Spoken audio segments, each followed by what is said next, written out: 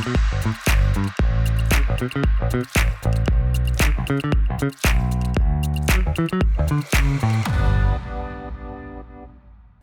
Minggu kemarin, 18 partai politik mendaftarkan bakal calon legislatif mereka ke KPU. Dari daftar bacalek yang ada, itu nggak sedikit kita temukan nama-nama artis yang bahkan udah nggak asing lagi di telinga masyarakat. Mulai dari pemain sinetron, musisi, presenter TV, dan sebagainya. Memang artis nyalek itu bukan fenomena baru di perpolitikan Indonesia. Namun stigma masyarakat terhadap artis yang nyalek itu nggak jauh-jauh dari hanya sekedar pengumpul suara atau bahkan untuk modal tampang aja. Setelah melewati beberapa kali pemilu, apakah stigma ini masih melekat? Apakah artis-artis yang ikutan nyalek di pemilu 2024 akan mampu mematahkan stigma tersebut dan bahkan meyakinkan pemilih bahwa mereka itu nggak sekedar hanya menang popularitas doang? Kita akan diskusikan ini dalam Ngobrol Nalar dan sudah ada hadir teman ngobrol kita hari ini.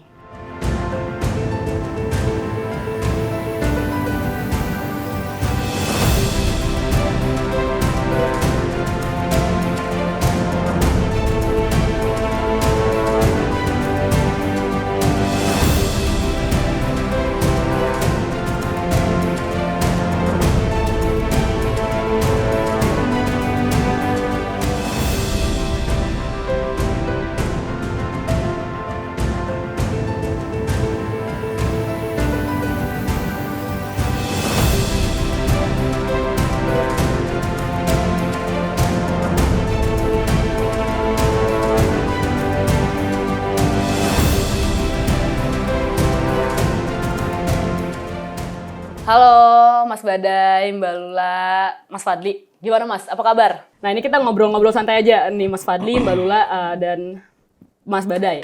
Mengenai fenomena artis masuk dalam dunia politik. Ini kan Mas Badai sama Mbak Lula tuh baru pertama kali ya berarti ya untuk pemilu ya. Pemilu di 2024 nanti. Kira-kira kenapa sih artis mau masuk ke dalam dunia politik? Apakah ada panggilan kayak masuk ke dalam dunia politik atau lebih ke arah tawarannya yang lebih menarik gitu? Boleh dari Mas Badai dulu deh. Mbak Lula dulu lah. Oh, dari Mbak Lula dulu boleh. Itu ya. Oh, senioritas. Malah dioper ya. Ladies first ya. Ladies first dong. Ceritanya gini, sebetulnya udah beberapa kali pemilu tawaran banyak bukan karena artis sih sebetulnya. Bukan karena artis. Karena punya dua kaki kan sebetulnya gitu ya. Tapi bahwa artis itu dia agak lebih seksi karena kan dia masyarakat tahu mengenai dia. Jadi kalau kita ngomong ada sosialisasi, ada kemudian mengajak orang memilih. Nah, dia yang tahap pertama nih dia udah lewat nih, orang udah tahu. Belum tentu milih sih memang, tapi udah tahulah seenggaknya. Tapi kemudian memang baru tahun ini saya dapat izin resmi dari suami. Oh. Jadi jadi nih izinnya dari mana? Karena mau apapun tawarannya nggak terlalu menggiurkan, kalau nggak bisa ya nggak bisa. Selesai. Jadi karena izin suami yang membuat baru kali ini. Izin suami itu karena sekarang lah waktunya jadinya. Bahwa kemudian ditawari macam-macam udah berkali-kali pemilu. Tapi tawarannya itu bukan karena artisnya sebetulnya. Lebih sering karena punya dua kaki itu gitu. Udah sering juga ke masyarakat gitu. Oh, jadi bukan karena artisnya dan kenapa baru ikutnya sekarang karena izin suami. Itu Mbak Lula nih crystal clear nih Mas Badai alasannya ya untuk masuk ke dunia politik di pemilu 2024. Kalau dia juga karena istrinya yang bukan ya Bang. Udah di Terawang. Udah di Terawang. Mas Badai kenapa? Oke, kalau aku sebenarnya basically 2014 sebenarnya udah ditawarin banyak juga. Banyak parpol juga. Tapi aku tuh setiap kali ditawarkan nomor satu adalah izin orang tua. Oh, orang tua. Iya, jadi ibuku tuh nggak pernah mengizinkan aku masuk dunia politik. Karena dia punya preferensi pemikiran yang memang tuh politik itu A, B, C sampai Z lah gitu ya. Ya wajar namanya orang tua ya, pertama itu. Yang kedua, sejak 2014 aku sudah mulai menyuarakan sesuatu yang tentang dunia pekerjaanku, yaitu sebagai musisi, seniman dan pencipta lagu. Di mana seniman dan pencipta lagu itu memang jaminan sosialnya, konstruksi karya ciptanya memang tidak bisa diselamatkan secara regulasi. Jadi aku sudah mempelajari itu dari 2014, lalu aku berpikir, kalau seorang Badai hanya menikmati popularitas di atas panggung, ngeband, bikin lagu, royalti besar, tapi tidak bisa berdampak bagi teman-teman seniman dan pencipta lagu, saya rasa hidup saya nggak lengkap gitu. Jadi saya bilang bahwa inilah saatnya saya harus paling tidak menjadi bagian kecil daripada perubahan ekosistem dunia musik dan juga dunia seni. Nah, makanya saya bilang sama PSI, kalau PSI bisa mensupport program saya untuk seniman, oke. Tapi Bang, sekarang Enjoy. dikasih sama orang tua? Dikasih Karena akhirnya, Mbak. menyuarakan itu ya gagasan. Ibuku melihat aku konsisten dengan suara itu dari 2014, bahkan banyak ditentang juga oleh beberapa teman-teman seprofesi karena mungkin menyuarakan terlalu keras gitu ya. Dan akhirnya ibuku bilang, ya udah kalau emang kamu percaya, kamu yakin intuisi kamu, jalanin. Kalau kekeh ya udah deh Iya. gitu ya. Iya. Kalau udah kekeh dari 2014 menyuarakan itu udah masuk aja lah sekalian gitu. Iya. Tapi ini berarti kalau misalnya Mas Badai udah crystal clear juga soal gagasan yang ingin dibawa kalau misalnya ketika mau mencalonkan diri di 2024. Mbak Lula kira-kira apa Mbak triggernya? Sebenarnya banyak masalah yang bikin saya resah sebetulnya ya. Tapi kemudian kalau ngomong sama teman kan nitip juga dong sama temen yang di dewan gitu ya. Nitip dong gitu ya. Tapi kayaknya memang nggak semudah itu. Dan mereka suka ngomong gini, lo pikir gampang, masuk ke dalam lingkaran baru lo tahu gimana caranya. Gitu. Kalau teriak di luar belum tentu ada dampaknya. 1000 orang teriak, belum tentu satu didengar dia bilang. Kalau mau jalanin. Dan memang ke dalam juga nggak semudah itu dia bilang. Kalau ditanya apa sih yang bikin aku resah? Banyak. Kalau di dunia pendidikan, aku tuh ngerasa bahwa pendidikan sekarang kan pendidikan pinter ya, tapi pendidikan akhlak, budi pekerti, adab tuh kurang.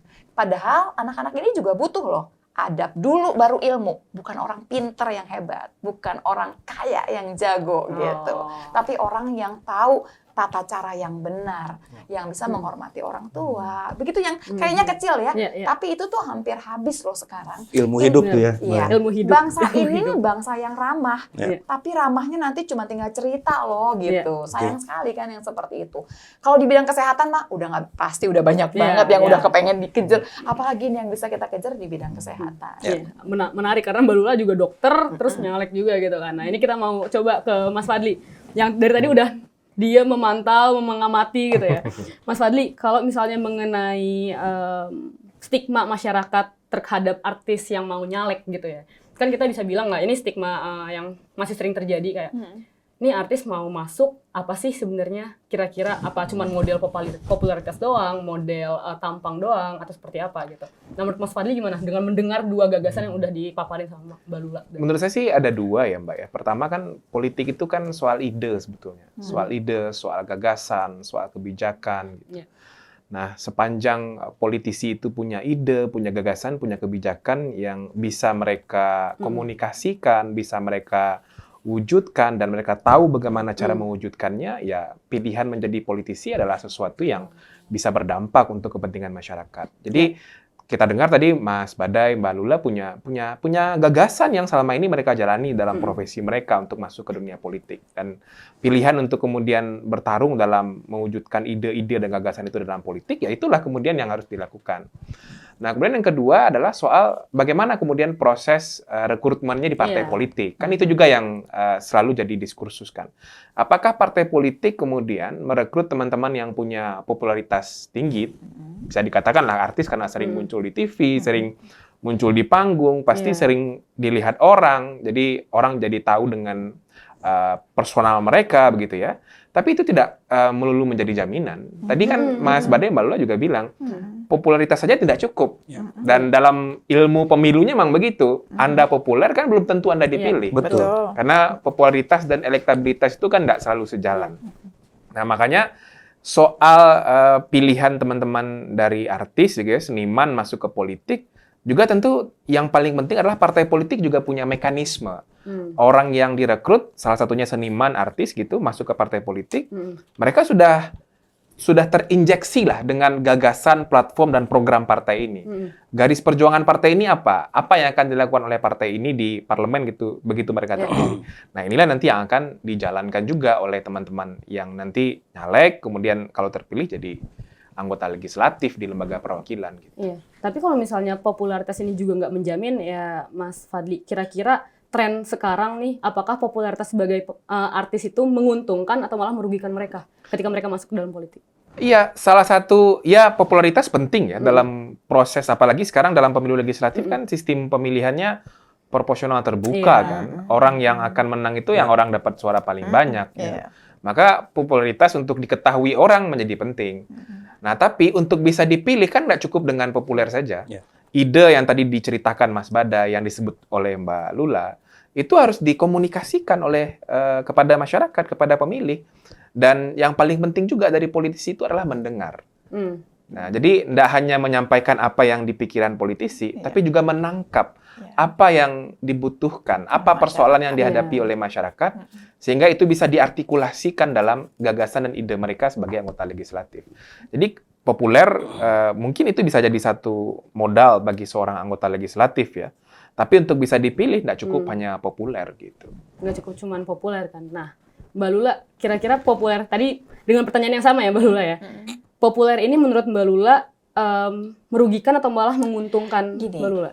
Kadang-kadang kan kebetulan PAN ya, kan PAN itu sering banget disebut diplesetinnya ya, Partai jadi Artis Nasional. exactly. Terus ada yang ngomongnya itu dengan cara yang baik dan ketawa gitu bercanda. Ada yang ngomongnya cynical gitu ya. Jadi kalau tendensius. Kalau buat saya kita nggak akan bisa menyenangkan hati semua orang. It's quite okay gitu ya.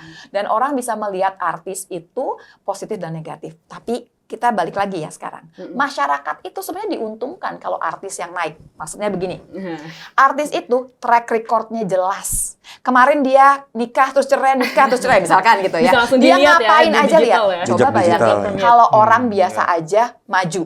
Kita nggak tahu loh. Kalau kita nggak kejar gitu barangkali background-nya gimana. Susah loh mengejar background orang gitu mah. Masa kita semua orang yang mau nyalek kita liatin background-nya satu-satu. Kalau artis dia ngapain aja jeleknya kayak apapun masyarakat udah tahu. Sebetulnya masyarakat diuntungkan dengan orang artis yang nyalek. Ini sisi lain ya. Kalau untuk saya sendiri diuntungkan atau dirugikan? Pasti diuntungkannya ada. Kenapa? Orang udah kenal saya. Ini yang paling gampang gini ya, Mbak Usi. Saya tuh kan biasa ngasih penyuluhan sama masyarakat.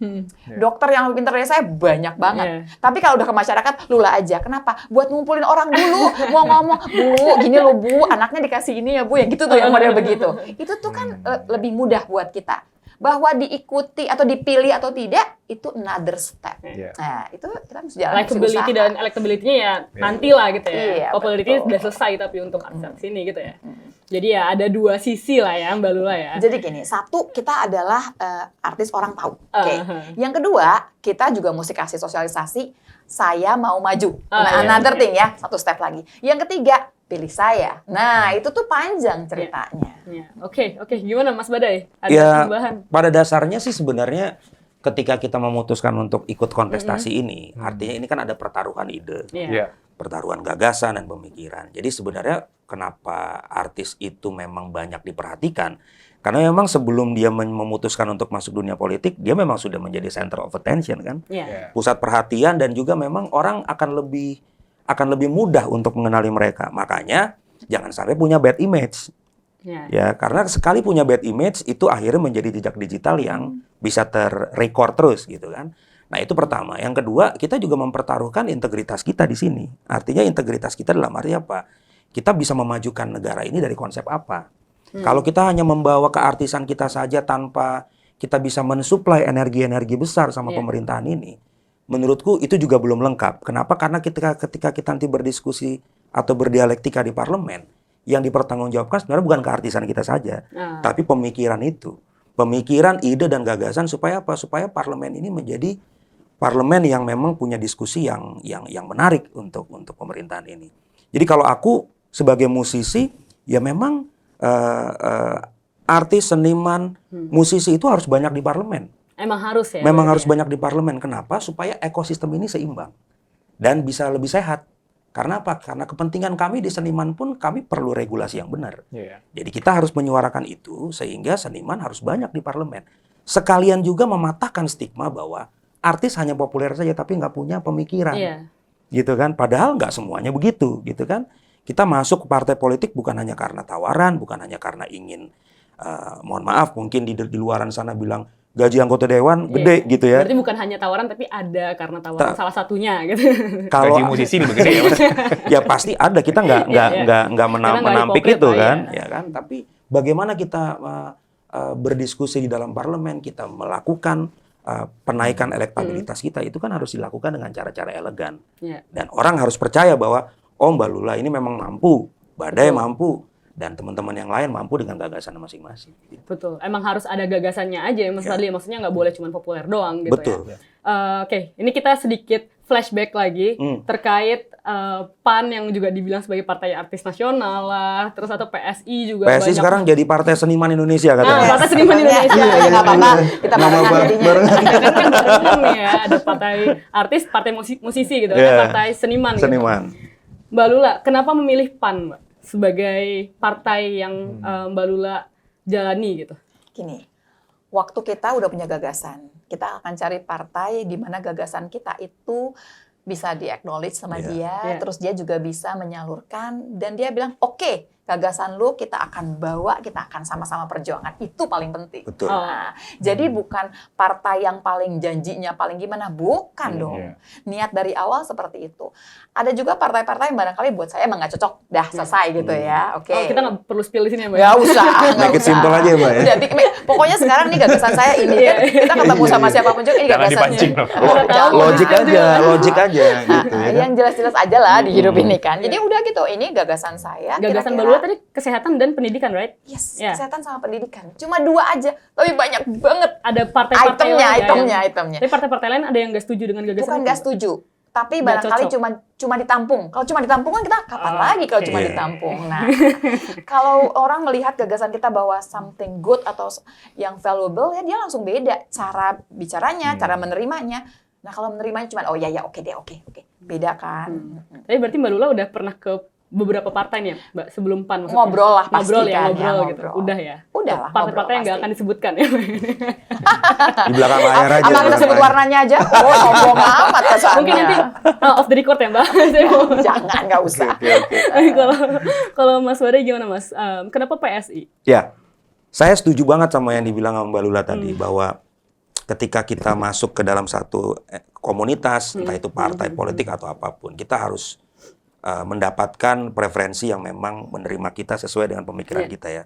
Nah, 2014 aku pernah ditawarin dengan berbagai macam bendera parpol, Sama dan ya berarti? sama, dan ternyata memang dari 2014 pun fokus aku adalah yang tadi aku bilang ya. Yang pertama adalah aku ingin memajukan dunia seni dari regulasinya, perubahan regulasinya, kemudian pembentukan lembaga bantuan hukum untuk seniman, kemudian juga seperti mengelaborasikan lagi budaya-budaya hakiki yang sampai saat ini mungkin tidak pernah diminati oleh Gen Z sekarang gitu kan. Nah, ini menjadi fokus yang PSI akhirnya bisa mensupport itu dengan baik. Artinya aku akan masuk partai yang mana partai ini punya idealisme. Karena seniman itu kan memang dia harus ada idealisme dan disatukan ke dalam komersialisme, maka menjadi bisnis yang baik. Tapi kalau aku sebagai seorang badai, aku akan masuk kepada partai yang memang idealis, yang memang dia punya fokus yang jelas, clear, dan terutama mensupport aku di dunia musik.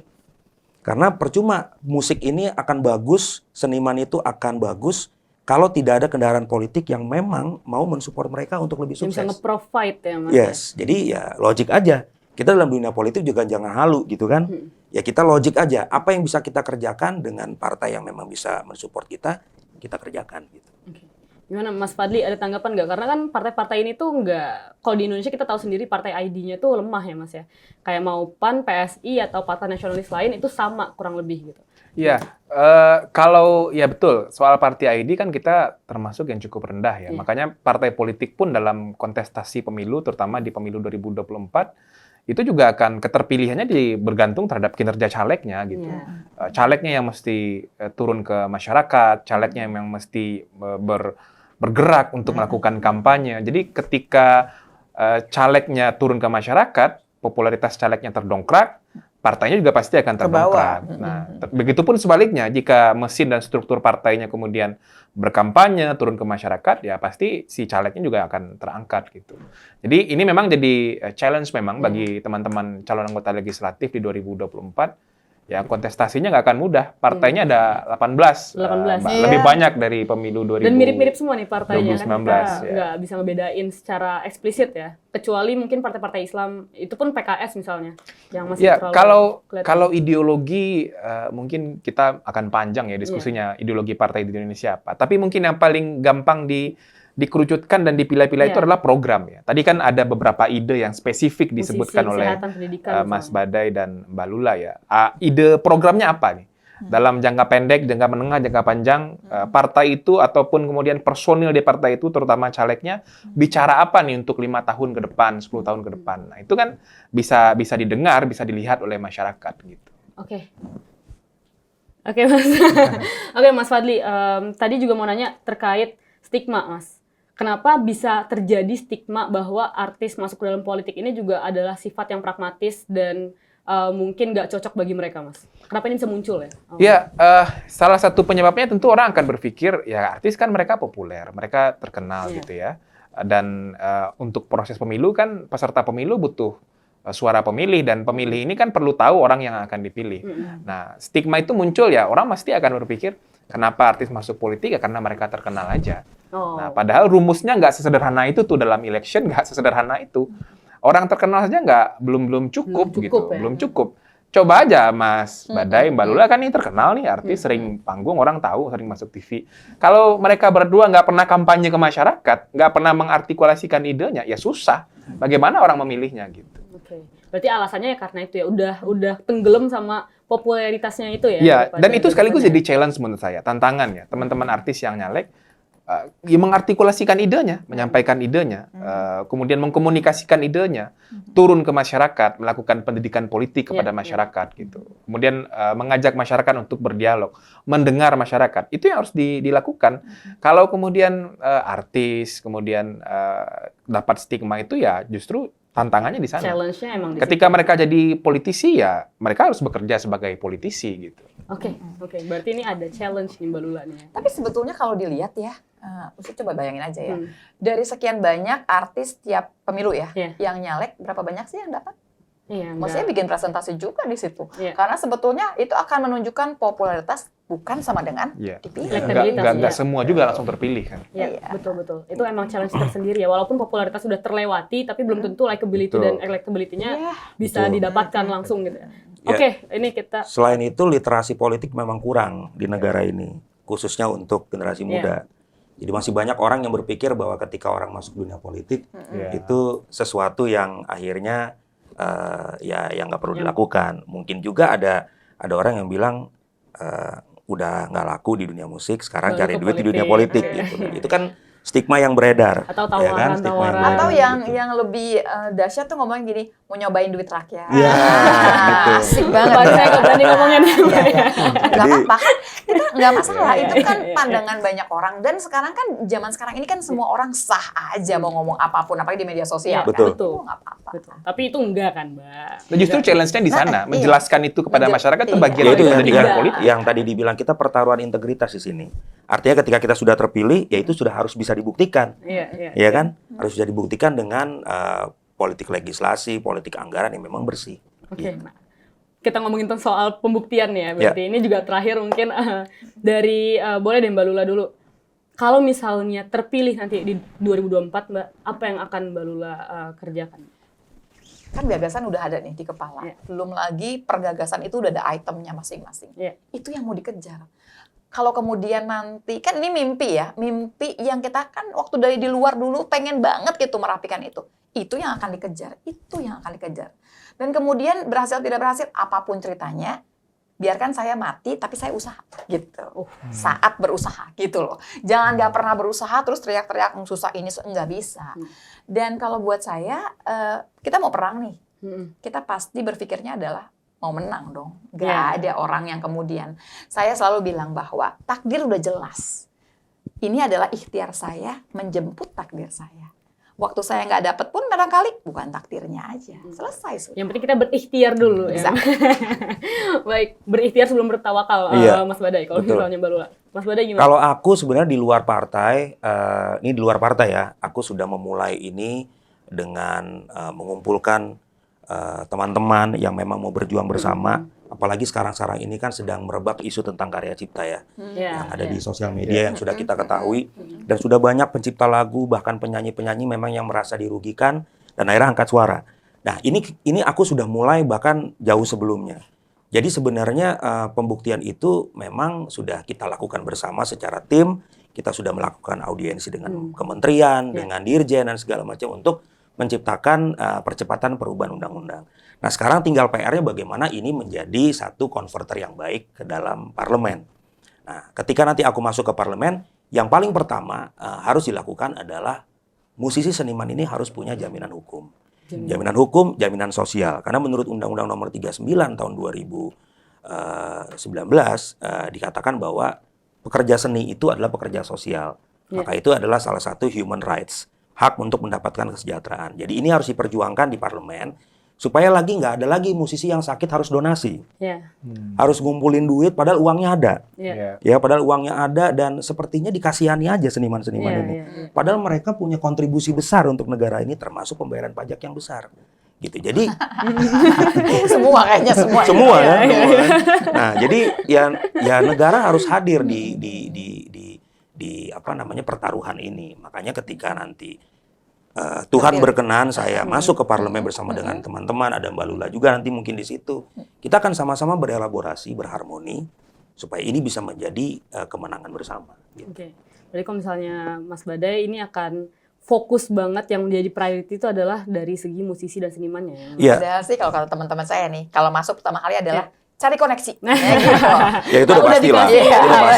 Karena nggak mungkin juga mau memperjuangkan apapun kalau sendirian. Betul. Ya DPR ini kayak cheerleader gitu ya. Kalau misalnya yang bawahnya nggak ada, yang atas nggak bakal bisa naik gitu kan. Kalau tadi pertanyaannya kenapa aku fokus ke situ, karena memang aku mau fokus ke dalam keahlianku. Pertama, dan yang kedua, aku yakin musik itu bisa menggerakkan ekonomi kreatif kok.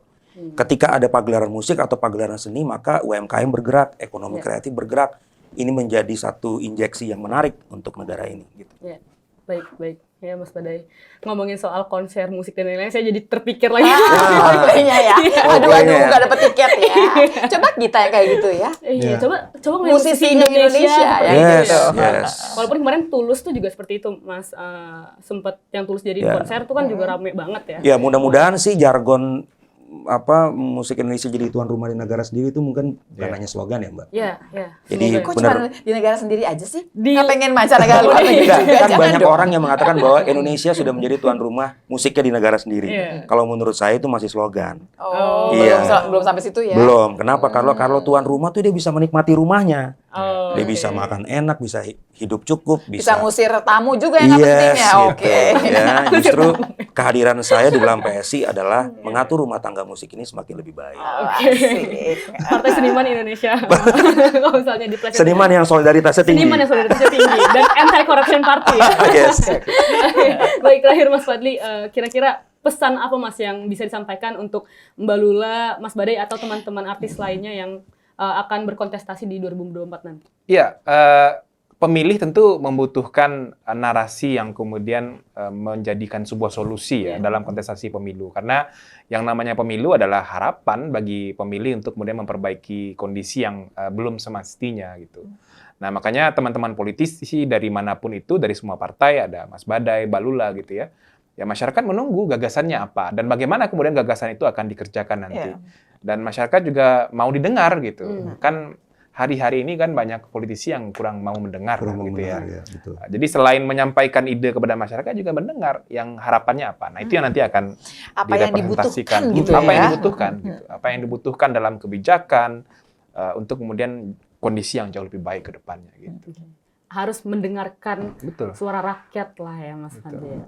Oke, baik. Nah, ini sebenarnya salah satu pencerahan juga ya. Kalau misalnya emang sebenarnya aku juga sebenarnya rada bingung sih. Saya rada bingung kayak ini kalau misalnya artis dilarang untuk nyalek, is it fair enough gitu? Itu juga pertanyaan juga kan. Terus kalau yang punya profesi dua kayak saya gimana? Kalau misalnya artis, dokter dan karena gini, kan banyak artis juga kan punya pendidikan formal. Iya. Boleh jadi dia penyanyi, tapi ternyata misalkan dia tuh ahli hukum gitu kan. Kan nggak kemudian tiba-tiba nggak boleh jadi ahli hukum ya nggak bisa dong. Itu adalah jalur yang berbeda. Untuk jadi artis, perjuangannya juga beda.